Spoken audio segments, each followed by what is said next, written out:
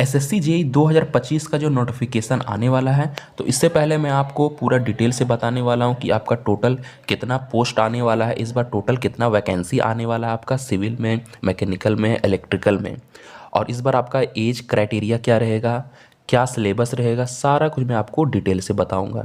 तो ये वीडियो बिल्कुल आप ध्यान से देखिएगा, बिल्कुल स्किप ना कीजिएगा। अगर आप मेरे चैनल में नए हैं तो जल्दी से आप मेरे चैनल को सब्सक्राइब कर लीजिए और मेरा टेलीग्राम चैनल से भी आप लोग जुड़ जाइए, जो कि एग्ज़ाम पॉइंट नाम से है। इसका लिंक मैं वीडियो की डिस्क्रिप्शन में डाल दिया, वहाँ पर जाके आप ज्वाइन हो जाइए। वहाँ पर आपको हमेशा government job, government exam vacancy के बारे में आपको अपडेट मिलती रहेगी। तो चलिए वीडियो को शुरू करते हैं। तो सबसे पहले मैं आपसे आपका क्वालिफ़िकेशन का मैं बात कर लेता हूँ कि आपका जो पोस्ट, कौन कौन सा पोस्ट आएगा, इसकी क्या क्वालिफ़िकेशन मांगी जाएगी। तो बॉर्डर रोड ऑर्गेनाइजेशन का आपका पोस्ट आएगा और इसमें आपसे बीटेक मांगा जाएगा या फिर आपसे डिप्लोमा मांगा जाएगा। फिर इसमें आपको जो एज लिमिट रखा जाएगा वो 30 साल रखा जाएगा। तो ये जो आपका पोस्ट रहेगा वो आपका सिविल के लिए भी, आपका इलेक्ट्रिकल और मैकेनिकल दोनों वालों के लिए रहेगा। ये हो गया। फिर जो अगला पोस्ट रहेगा आपका ब्रह्मपुत्र बोर्ड मिनिस्ट्री ऑफ जल शक्ति जूनियर इंजीनियर। ये जो सिर्फ पोस्ट रहेगा आपका सिविल वालों के लिए रहेगा, मैकेनिकल और इलेक्ट्रिकल वालों के लिए नहीं रहेगा। तो इसमें जो आपका क्वालिफ़िकेशन मांगा जाएगा 3 साल का, इसमें आपसे डिप्लोमा मांगा जाएगा और इसमें जो आपका एज लिमिट इस पर रखा जाएगा आपका 30 साल रखा जाएगा। तो सेंट्रल वाटर कमीशन, इसमें आपका मैकेनिकल और सिविल वालों का रहेगा और इसमें जो क्वालिफ़िकेशन मांगा जाएगा आपका बीटेक भी और डिप्लोमा दोनों इस फॉर्म को अप्लाई कर सकते हैं। और इसमें जो एज लिमिट रखा जाएगा वो 30 साल रखा जाएगा। तो अगर एज लिमिट अगर आप 30 साल से ज़्यादा हो जा रहा है तो आप एज रिलैक्सेशन का भी लेके फ़ायदा उठा के फॉर्म को भर सकते हैं। फिर अगला जो आपका वह पोस्ट रहेगा central public work department CPWD, जो कि बहुत ही बेस्ट पोस्ट है ये। तो जूनियर इंजीनियर वालों के लिए जो रहेगा इलेक्ट्रिकल और सिविल वालों के लिए रहेगा, मैकेनिकल वालों के लिए नहीं रहेगा। इसमें जो आपसे जो क्वालिफ़िकेशन मांगा जाएगा वो डिप्लोमा मांगा जाएगा और इसमें जो एज लिमिट रखा जाएगा 32 साल रखा जाएगा। फिर जो अगला पोस्ट रहेगा आपका सेंट्रल वाटर और पावर रिसर्च स्टेशन, इसमें आपका इलेक्ट्रिकल और सिविल वालों के लिए रहेगा और इसमें जो डिग्री आपसे मांगा जाएगा डिप्लोमा मांगा जाएगा सिविल और इलेक्ट्रिकल वालों के लिए और एज लिमिट 30 साल रखा जाएगा। फिर जो अगला वैकेंसी आपका आता है ministry of defence DGQA Nawal, इसमें आपका जूनियर इंजीनियर वालों के लिए मैकेनिकल इलेक्ट्रिकल का डिग्री मांगा जाएगा और इसमें जो क्वालिफ़िकेशन मांगा जाएगा वो बीटेक वाले भी फॉर्म को अप्लाई कर सकते हैं और डिप्लोमा वाले भी, और एज लिमिट इसमें 30 साल रखा जाएगा। फिर जो अगला पोस्ट आता है आपका फरक्का बैरेज मिनिस्ट्री ऑफ जल शक्ति, इसमें आपका जूनियर इंजीनियर के लिए जो पोस्ट रहेगा आपका इलेक्ट्रिकल और सिविल वाले दोनों फॉर्म को अप्लाई कर सकते हैं, लेकिन मैकेनिकल वाले फॉर्म अप्लाई नहीं कर सकते हैं। और इसमें आपका जो इलेक्ट्रिकल इंजीनियरिंग वालों के लिए आपसे डिप्लोमा मांगा जाएगा और सिविल इंजीनियरिंग वालों के लिए डिप्लोमा मांगा जाएगा। तो इसमें जो एज लिमिट रखा जाएगा 30 साल रखा जाएगा। फिर जो अगली पोस्ट आती है मिलिट्री इंजीनियर सर्विसेज, इसमें आपका जूनियर इंजीनियर सिविल वालों के लिए, इलेक्ट्रिकल मैकेनिकल तीनों वालों के लिए ये पोस्ट रहेगी और इसमें जो आपका क्वालिफ़िकेशन मांगा जाएगा बीटेक मांगा जाएगा और आपसे डिप्लोमा भी मांगा जाएगा। तो इसमें जो एज लिमिट रखा जाएगा 30 साल रखा जाएगा। फिर जो अगली जो लास्ट वैकेंसी जो आपकी पोस्ट रहेगी नेशनल टेक्निकल रिसर्च ऑर्गेनाइजेशन, ये सिर्फ आपका सिविल इंजीनियरिंग वालों के लिए रहेगा और इसमें जो आपका जो डिग्री मांगी जाएगी वो डिप्लोमा मांगी जाएगी, 30 साल इसकी एज लिमिट रखी जाएगी। तो ये रहा पूरा पोस्ट डिटेल। फिर मैं आपको बताता हूँ अगला इसका एज क्राइटेरिया इस बार क्या रह सकता है। तो हर कैटेगरी का मैं आपको बताऊंगा कि एज क्राइटेरिया क्या रहेगा। तो अगर आपका 30 साल या 32 साल से अगर आपका ज़्यादा एज हो जा रहा है तो आप एज रिलैक्सेशन ले सकते हैं।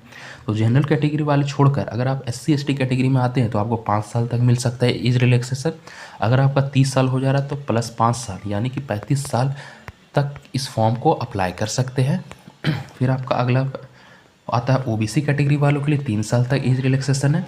PWD अनरिजर्व EWS वालों के लिए 10 साल, PWD OBC वालों के लिए 13 साल, PWD SC/ST कैटेगरी वालों के लिए 15 साल और एक्स सर्विस मैन के लिए 3 साल after reduction of military service render from the auto leg. तो ये आपका एक्स सर्विस मैन वालों के लिए है।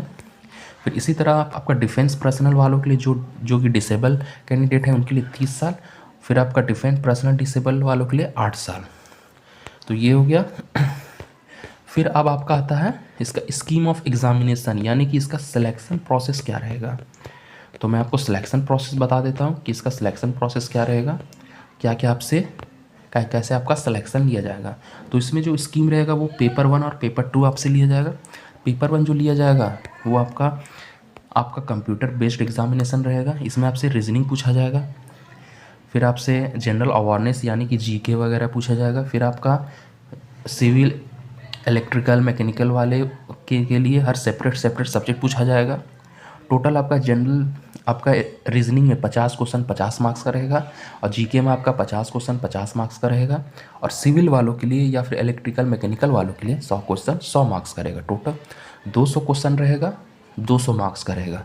टाइम आपको 2 घंटा दिया जाएगा, 40 मिनट एक्स्ट्रा टाइम दिया जाएगा। जो भी स्क्रैप कैंडिडेट है यानी कि कोई भी अगर डिसेबल यानी कि हैंडीकैप पर्सन है उनके लिए 40% एक्स्ट्रा टाइम दिया जाएगा। फिर जब आप पेपर 1 में क्वालिफाई कर जाएंगे फिर आपको पेपर 2 देना होगा। तो पेपर 2 में इसमें भी आपका कंप्यूटर बेस्ड एग्जामिनेशन होगा। इसमें आपका क्या होगा, अगर आप सिविल इलेक्ट्रिकल या मैकेनिकल से अगर आप फॉर्म भरें तो सिविल इलेक्ट्रिकल मैकेनिकल वालों के लिए सेपरेट एग्ज़ाम लिया जाएगा। 100 क्वेश्चन पूछा जाएगा, हर एक क्वेश्चन 3 मार्क्स का रहेगा, टोटल 300 मार्क्स का क्वेश्चन रहेगा। 2 घंटा इसमें भी आपको समय दिया जाएगा। तो ये आपका पूरा हो गया। फिर मैं आपको सिलेबस बता देता हूँ कि सिलेबस क्या रहेगा सिविल इलेक्ट्रिकल मैकेनिकल वालों के लिए। तो सिविल वालों के लिए जो सिलेबस रहेगा वो आपका बिल्डिंग मटेरियल हो गया, एस्टिमेटिंग कोस्टिंग हो गया, फिर आपका सर्वे हो गया, सॉइल मैकेनिक्स हो गया, hydraulic irrigation engineering, transportation engineering, environment engineering, आपका स्ट्रक्चरल इंजीनियरिंग और थ्योरी स्ट्रक्चर रहेगा, concrete technology, RCC design, steel design, ये सब आपका रहेगा सिलेबस। ये आपका हो गया सिविल इंजीनियरिंग वालों के लिए। फिर आता है आपका इलेक्ट्रिकल इंजीनियरिंग वालों के लिए basic concept of circuit law, magnetic circuit, AC fundamental, measurement, measuring instruments, आपका इलेक्ट्रिकल मशीन, फ्रैक्शनल, किलोवाट। तो मैं आपको और पूरा डिटेल से बताने की कोशिश करता हूँ। चलिए मैं आपको पूरा डिटेल से बताता हूँ। तो सबसे पहले शुरू करते हैं आपका सिविल इंजीनियर वालों के लिए।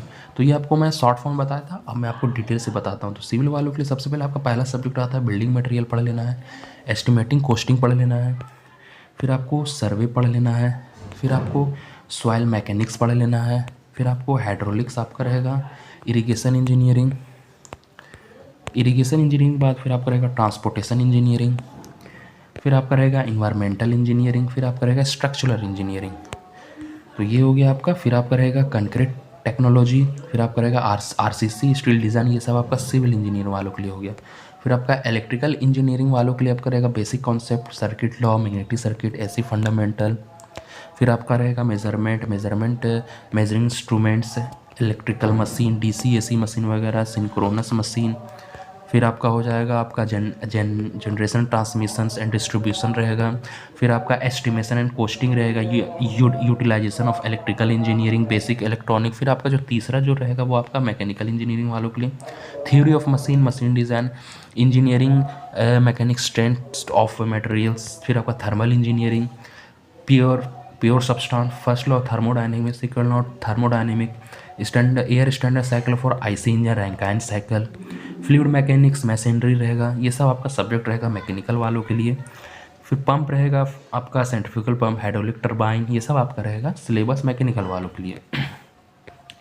तो अब बात करते हैं कि इस टोटल पोस्ट कितना आएगा। जो टोटल पोस्ट इस बार आपका आने वाला है 1701 टोटल पोस्ट आपका आने वाला है इस बार एसएससी जेई 2025 में।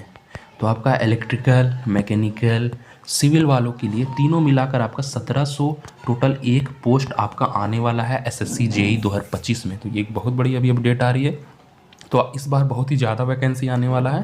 2025 में 1701 वैकेंसी आने वाला है। तो ये बहुत बड़ी अभी अपडेट आ चुकी है कि टोटल जो पोस्ट रहेगा 1701 पोस्ट रहेगा। तो ये वीडियो पूरा आप लोगों के लिए इम्पॉर्टेंट रहा।